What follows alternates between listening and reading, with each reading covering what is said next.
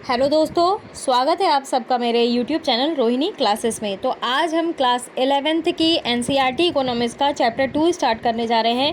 पहला चैप्टर हमने ये देख लिया है कि स्वतंत्रता जो है के समय हमारी अर्थव्यवस्था की क्या स्थिति थी। आज हम बात करेंगे भारतीय अर्थव्यवस्था के बारे में।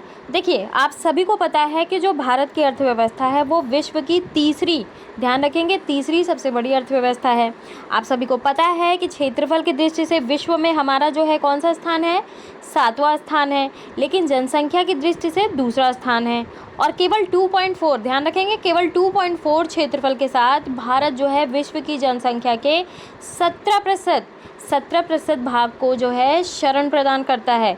ठीक है, अब आप ये देख लीजिए कि 1991 के पहले हमारी अर्थव्यवस्था उतनी ज़्यादा रफ्तार नहीं पकड़ी थी, लेकिन 1991 में भारत बहुत तेज़ी से आर्थिक प्रगति किया। ठीक है, जब से उदारीकरण है ना, लिबरलाइजेशन और आर्थिक सुधार की जो है नीति लागू हो पाई और भारत जो है ना विश्व का एक आर्थिक महाशक्ति के रूप में उभर कर सामने आया।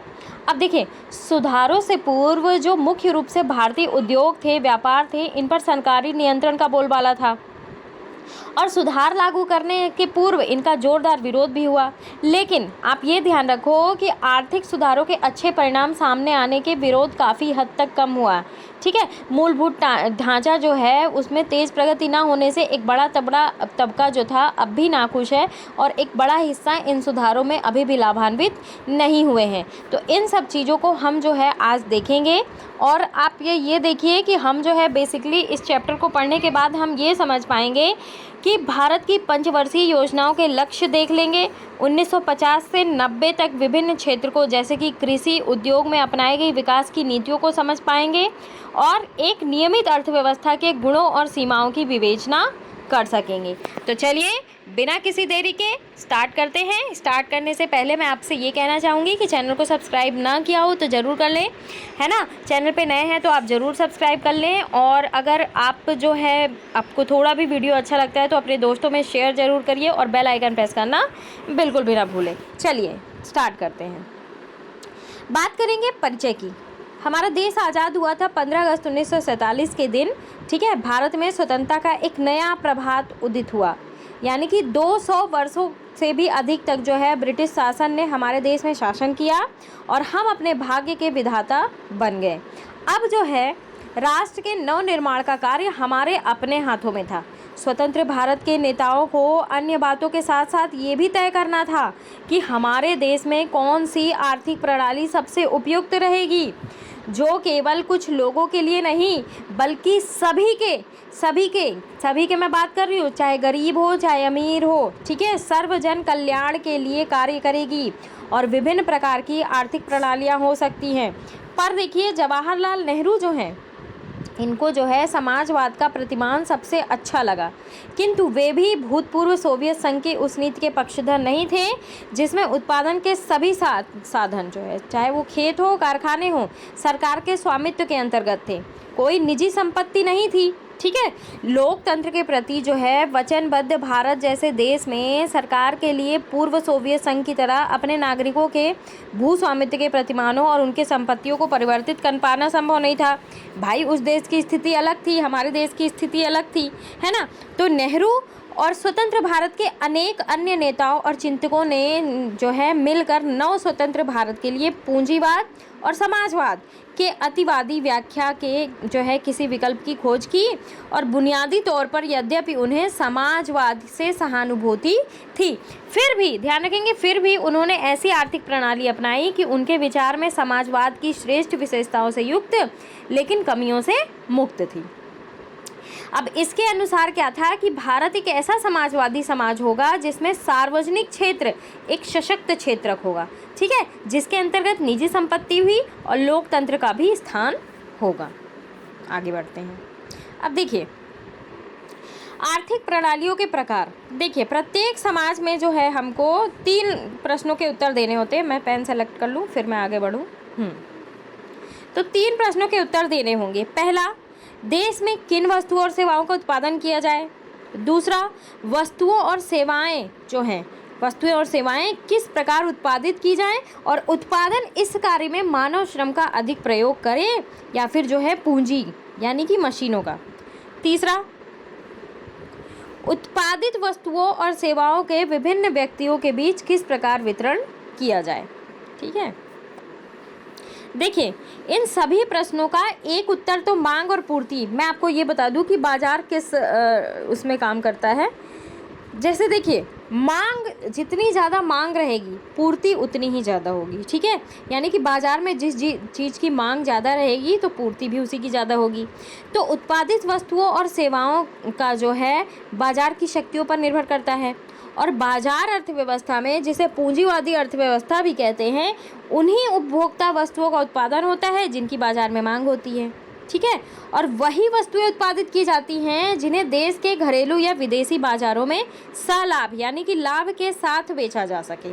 ठीक है, यदि कारों की मांग है तो कारों का उत्पादन होगा, साइकिलों की मांग है तो साइकिलों का उत्पादन होगा। और यदि श्रम पूंजी की अपेक्षा सस्ता है ना तो अधिक श्रम प्रधान विधियों का भी प्रयोग होगा, ये चीज़ ध्यान रखिए। और यदि श्रम की अपेक्षा पूंजी सस्ती है तो उत्पादन जो है अधिक पूंजी प्रधान विधियों का प्रयोग होगा। तो पूंजीवादी जो अर्थव्यवस्था है, इसमें जो वस्तुएं उत्पादित की जाती हैं, ध्यान रखेंगे, जो वस्तुएं उत्पादित की जाती हैं विभिन्न व्यक्तियों के बीच वितरण उनकी आवश्यकताओं के अनुसार नहीं होता। अधिकांश विभाजन इस आधार पे होता है ना कि व्यक्तियों की क्रय क्षमता कितनी है, खरीदने की क्षमता कितनी है और वे किन वस्तुओं और सेवाओं को खरीदने की क्षमता रखते हैं। यानी कि कहने का तात्पर्य ये है कि खरीदने के लिए जेब में रुपए होने चाहिए। ठीक है, कम कीमत पर गरीबों के लिए जो है घर आवश्यक है, लेकिन इसकी गणना बाजार मांग को ध्यान में रखकर नहीं की जानी चाहिए। क्यों? क्योंकि मांग के अनुसार गरीबों की क्रय शक्ति नहीं है ना। अब देखिए, हर गरीब को रहने के लिए घर चाहिए लेकिन क्रय शक्ति तो नहीं है ना उनकी। यानी कि परिणाम स्वरूप कहने का मतलब ये है कि इस वस्तु की उत्पादन और पूर्ति बाजार शक्ति के अनुसार नहीं हो सकती। हमारे प्रथम प्रधानमंत्री जो कि जवाहरलाल नेहरू जी थे, को ऐसी व्यवस्था पसंद नहीं थी। क्यों? क्योंकि ऐसी व्यवस्था को अपनाने से हमारे देश के अधिकांश लोगों को अपनी स्थिति सुधारने का अवसर ही नहीं मिल पाएगा। समाजवादी समाज जो है इन तीनों प्रश्नों के उत्तर पूर्णतः भिन्न तरीके से देता है। देखिए, समाजवादी समाज में क्या होता है कि सरकार ही निर्णय लेती है। समाजवाद इसीलिए कि समाज के उद्धार के लिए सरकार निर्णय लेती है, समाज की आवश्यकताओं के अनुसार विभिन्न जो है वस्तुओं का उत्पादन किया जाए। और ये माना जाता है कि सरकार ये जानती है कि देश के लोगों के हित में क्या है। ठीक है, देश के लोगों का हित क्या है। भाई, हमारी सरकार है, हमने बनाई है सरकार, तो वो हमारा हित भी तो जानेगी ना कि हमारा हित किस में है। इसलिए लोगों की वैयक्तिक इच्छाओं का जो है कोई महत्व नहीं दिया जाता, यानी कि इंडिविजुअल जो इम्पोर्टेंस है नहीं दिया जाता, सभी को इम्पोर्टेंस दिया जाता है। ठीक है, और सरकार ही ये निर्णय करती है कि वस्तुओं का उत्पादन वितरण किस प्रकार किया जाए। यानी कि सिद्धांततः ये माना जाता है कि समाजवाद में वितरण लोगों की आवश्यकताओं के आधार पर होता है और उनकी क्रय क्षमता जो है इसके आधार पर नहीं। अब इसके विपरीत देखें तो एक समाजवादी राष्ट्र अपने सभी नागरिकों को निःशुल्क स्वास्थ्य सेवाएं सुलभ करवाता है। ठीक है, समाजवादी व्यवस्था में निजी संपत्ति का कोई स्थान नहीं होता। क्यों? क्योंकि प्रत्येक वस्तु राज्य की होती है। आप उदाहरण के लिए देखिए, चीन और क्यूबा में अधिकतर आर्थिक गतिविधियां सामाजिक सिद्धांत द्वारा निर्देशित होती हैं। अधिकांश जो अर्थव्यवस्थाएं हैं मिश्रित अर्थव्यवस्था है, यानी कि सरकार और बाजार एक साथ इन तीनों प्रश्नों के उत्तर देते हैं कि क्या उत्पादन किया जाए, किस प्रकार उत्पादन हो, किस प्रकार वितरण किया जाए। ठीक है, तो मिश्रित अर्थव्यवस्था में क्या होता है कि बाजार उन्हीं वस्तुओं और सेवाओं को सुलभ करवाता है जिसका वह अच्छा उत्पादन कर सकता है, और सरकार उन आवश्यक वस्तुओं और सेवाओं को सुलभ कराती है जिन्हें बाजार सुलभ कराने में विफल रहता है, यानी कि फेल हो जाता है। ठीक है, अच्छा, अब आती है बात योजना की। योजना क्या है? आप देखिए, आप कुछ भी काम करने जाते हैं, ठीक है, उसकी सबसे पहले हम योजना बनाते हैं। जैसे मैं ये सोचती हूँ कि मुझे हिस्ट्री पोर्शन ख़त्म करना है, तो मैं एक रणनीति के तहत, एक योजना के तहत जो है ख़त्म करने की कोशिश करती हूँ। तो इसी प्रकार हर चीज़ को पूरा करने के लिए, हर कार्य को पूरा करने के लिए योजना बनाई जाती है। ठीक है, तो योजना जो है इसकी व्याख्या करती है कि किसी देश के संसाधनों का, ध्यान रखेंगे, किसी देश के संसाधनों का प्रयोग किस प्रकार किया जाना चाहिए। यानी कि योजना के कुछ सामान्य और विशेष उद्देश्य होते हैं, ठीक है, जिनको एक निर्दिष्ट समयावधि में प्राप्त करना होता है। और भारत में योजनाएं जो होती हैं 5 वर्ष की अवधि की होती हैं और इसे जो है पंचवर्षीय योजनाएं कहा जाता था, ठीक है। अब ये देखिए, ये जो शब्दावली है राष्ट्रीय नियोजन में अग्रणी देश पूर्व सोवियत संघ से ही ली गई है। हमारी योजना के वर्ष 2017 तक के प्रलेखों में केवल 5 वर्ष की योजना अवधि में प्राप्त किए जाने वाले उद्देश्यों का ही उल्लेख नहीं किया गया है, बल्कि उनमें आगामी 20 वर्षों में प्राप्त किए जाने वाले उद्देश्यों का भी उल्लेख होता है। और ये जो दीर्घकालिक यानी लंबी अवधि की योजना को परिप्रेक्ष्यात्मक योजना कहते हैं, ठीक है। तो ये जो पंचवर्षीय योजनाएं हैं इन्हें परिप्रेक्ष्यात्मक योजनाओं के लिए आधार प्राप्त करने की अपेक्षा की जाती है। अब देखिए, ये तो संभव है नहीं कि सभी योजनाओं में उसके सभी लक्ष्यों को एक समान महत्व दिया जाए, कुछ को ज़्यादा महत्व दिया जाएगा, कुछ को कम महत्व जाए, है ना। तो विभिन्न लक्ष्यों के कुछ अंतर्द्वंद भी हो सकते हैं। उदाहरण के लिए आप देखिए, यदि प्रौद्योगिकी श्रम की आवश्यकता को कम करती है तो आधुनिक प्रौद्योगिकी के शुरू करने का लक्ष्य और रोजगार बढ़ाने के लक्ष्य में विरोध हो सकता है। भाई, जब सब सारा काम मशीन ही कर देगी तो रोजगार कैसे मिलेगा लोगों को, है ना। तो ये चीज़ें विरोध हो सकता है। तो आयोजक जो है, इस लक्ष्य के आयोजक जो हैं, इनको इस प्रकार विरोध को संतुलन करना पड़ता है। यह कार्य इतना सहज नहीं है जितना आपको लग रहा है, बहुत ईजी नहीं है।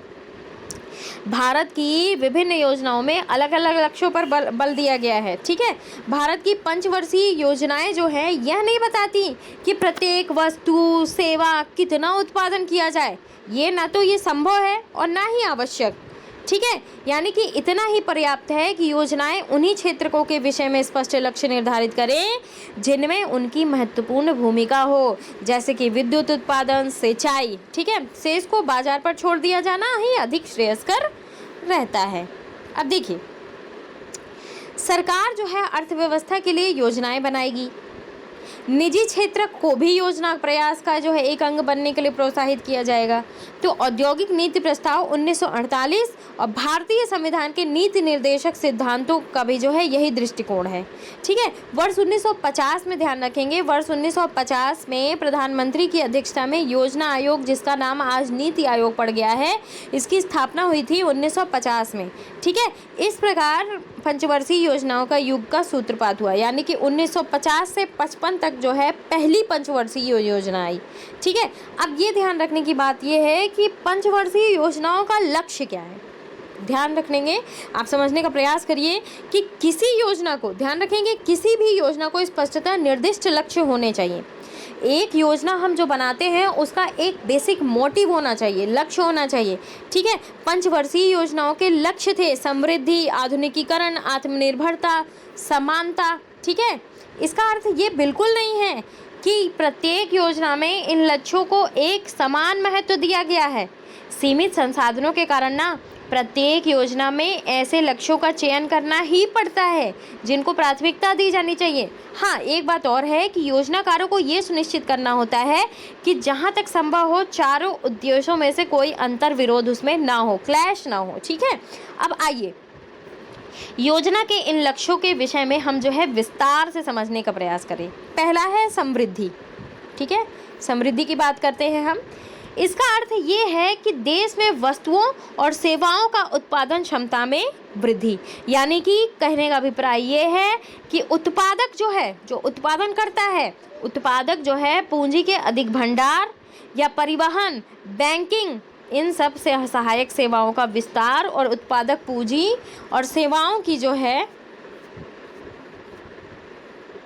दक्षता में वृद्धि से है, ठीक है। आइए ये बॉक्स की चीज़ें देख लें, फिर हम आगे बढ़ेंगे। महालनोबिस भारतीय योजनाओं के निर्माता। तो ये जो महालनोबिस हैं ये स्वतंत्र भारत के औद्योगिक उत्पादन की बढ़ोतरी और बेरोजगारी दूर करने के प्रयासों को सफल बनाने के लिए महालनोबिस ने ही योजनाएं तैयार की थी। बेसिकली अगर मैं आपको बताऊं कि स्वतंत्रता प्राप्ति के बाद भारत में राष्ट्रीय आय का अनुमान लगाने के उद्देश्य के लिए 1949 में महालनोबिस की ही अध्यक्षता में एक राष्ट्रीय आय समिति का गठन किया गया। तो पंचवर्षीय योजनाओं के निर्माण में अनेक प्रसिद्ध विचारकों के योगदान रहा, उसमें सांख्यिकीविद प्रशांत चंद्र महालनोबिस का नाम उल्लेखनीय है, ठीक है।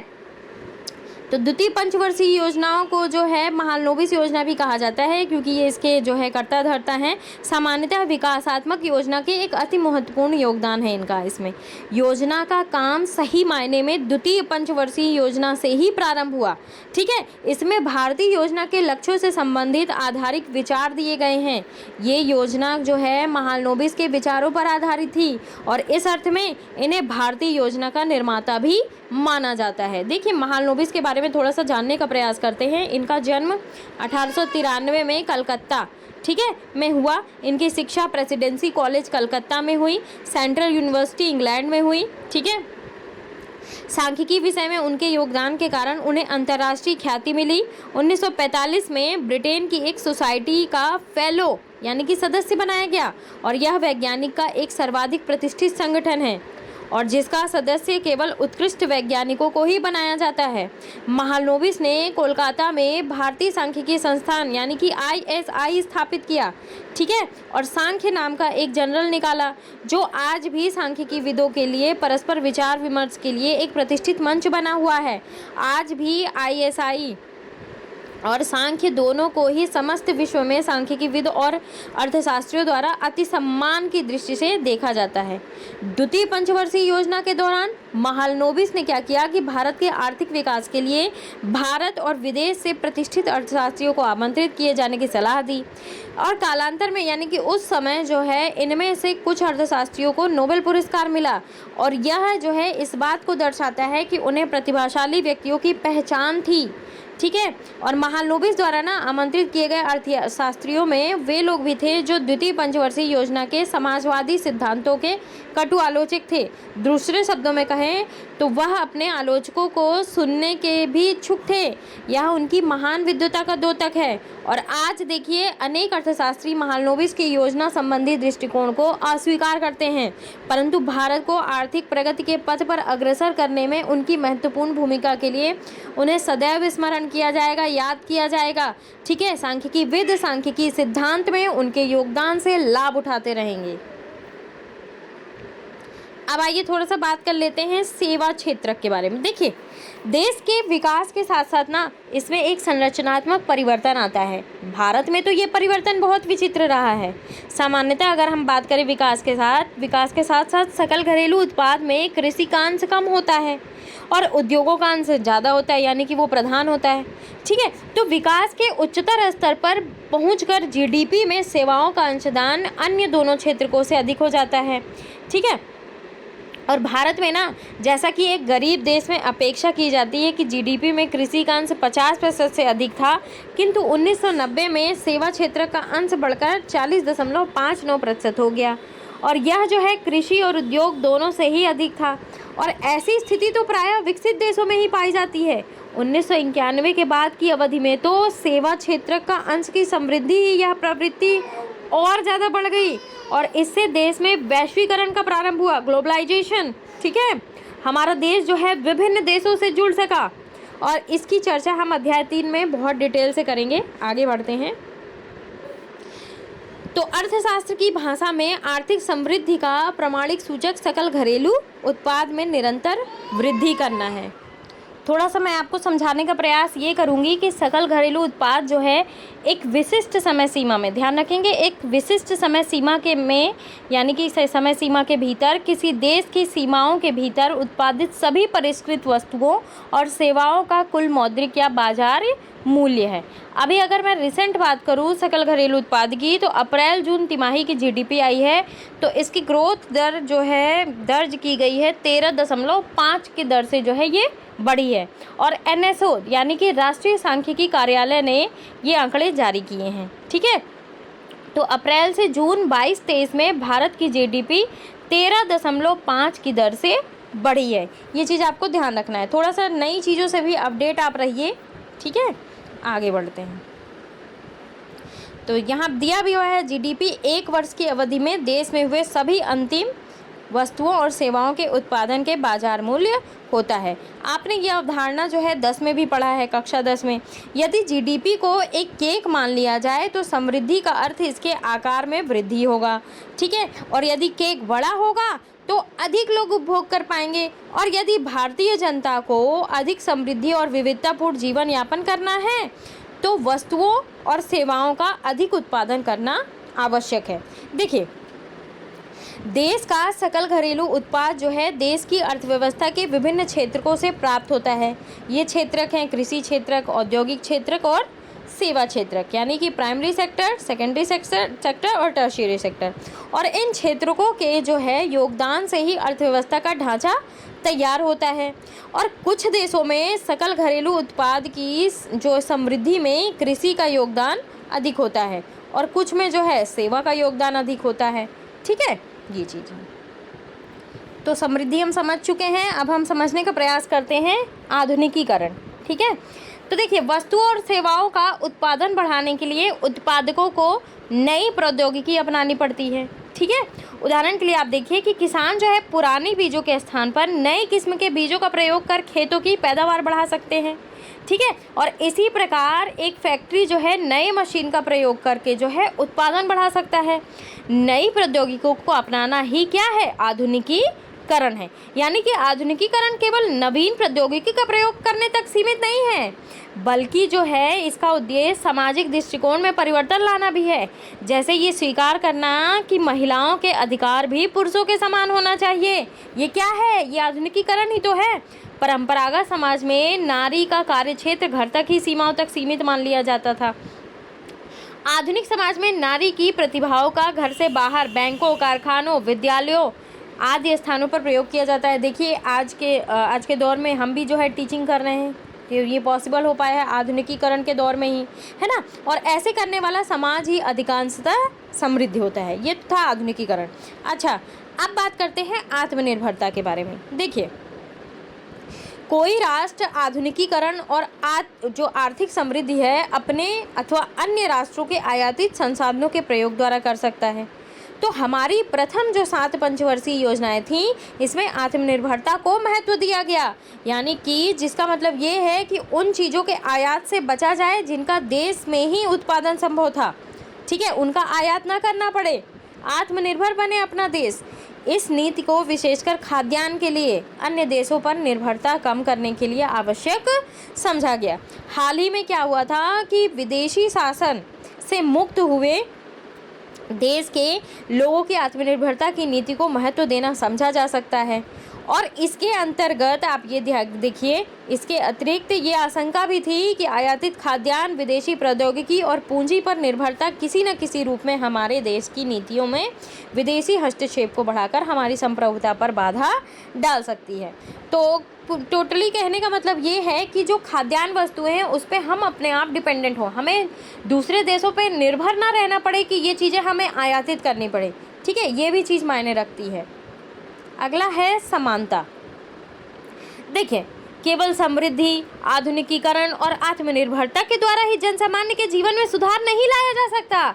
किसी देश में उच्च समृद्धि दर और विकसित अत्याधुनिक प्रौद्योगिकी का प्रयोग होने के बाद भी अधिकांश लोग गरीब हो सकते हैं। और ये सुनिश्चित करना आवश्यक है कि आर्थिक समृद्धि के लाभ जो है देश के निर्धन वर्ग को भी सुलभ हो, यानी कि उन तक भी पहुँचे, केवल धनी लोग तक ही सीमित ना रहे। यानी कि समृद्धि, आधुनिकीकरण, आत्मनिर्भरता के साथ साथ समानता भी महत्वपूर्ण है।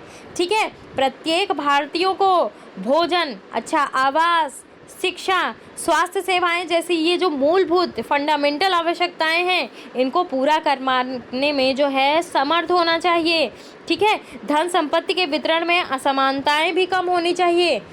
ठीक है, अब आइए हम ये जानने का प्रयास करें कि 1950 से 1990 तक की अवधि में लागू की गई प्रथम 7 पंचवर्षीय योजनाओं ने किस प्रकार इन 4 लक्ष्यों की प्राप्ति के प्रयास किए और कृषि, उद्योग, व्यापार के संदर्भ में ये प्रयास कहाँ तक सफल रहे। वर्ष 1991 के बाद देखिए अपनाई गई नीतियों और विकासात्मक मुद्दों के बारे में आप इसके अगले अध्याय में पढ़ेंगे।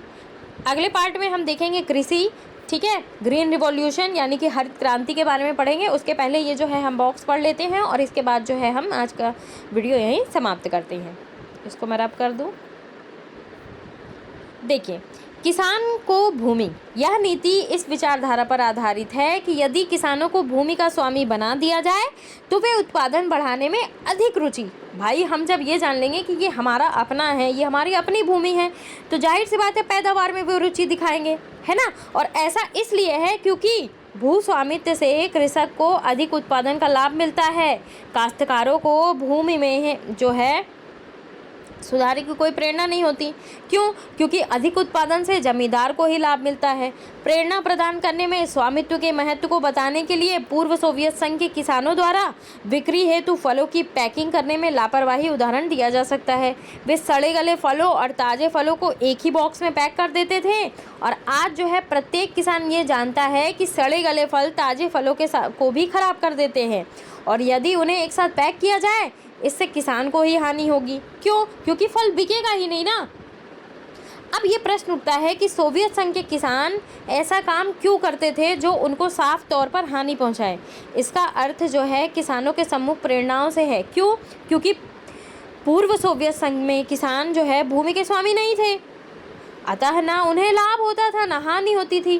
तो स्वामित्व न होने के कारण कृषकों को दक्ष होने की कोई प्रेरणा नहीं मिलती थी। इससे इस बात की भी जानकारी मिलती है कि अति उपजाऊ विशाल कृषि क्षेत्र उपलब्ध होने के बावजूद सोवियत संघ में कृषि क्षेत्र का उत्पादन कम क्यों था। चलिए यहीं मैं अपनी वाणी को विराम देती हूँ। चैनल को सब्सक्राइब कर लीजिएगा, वीडियो को शेयर कर दीजिएगा गाइस, ठीक है। अगले पार्ट में हम देखेंगे कृषि, ठीक है, ग्रीन रिवॉल्यूशन, और हो सकता है शायद ये चैप्टर समाप्त हो जाए। मैं अभी नहीं कह सकती हूँ कुछ भी, क्योंकि कितना लंबा चला जाए मैं ये नहीं बता सकती हूँ पहले से ही। तो चलिए, थैंक यू वेरी मच।